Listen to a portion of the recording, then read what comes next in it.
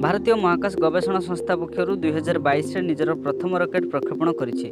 सोमवार 5:59 मिनिट्रे इसरो महाकाश को earth observation satellite बा PSLV C-52 सफल उत्क्षेपण करिछि। सूचना मुताबिक रविवार ठारू 25 घंटार ओलटा गणति आरंभ होइथिला। सोमवार सकाळ 5:59 मिनिट्रे एही सैटेलाइट को श्रीहरिकोटा स्थित सतीश धावन महाकाश केन्द्रर प्रथम लॉन्च पैड उत्क्षेपण करा जायछि।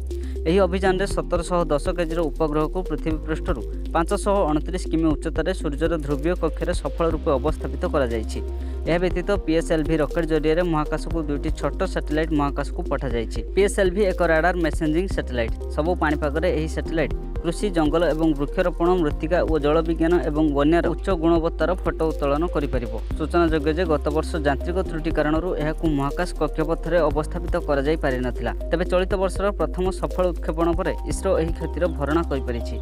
एहीपरि लेटेस्ट न्यूज पई हम चैनल को सब्सक्राइब करबा सहित पाखरे थिबा बेल आइकन को ऑल रे सेट कर दियंतु।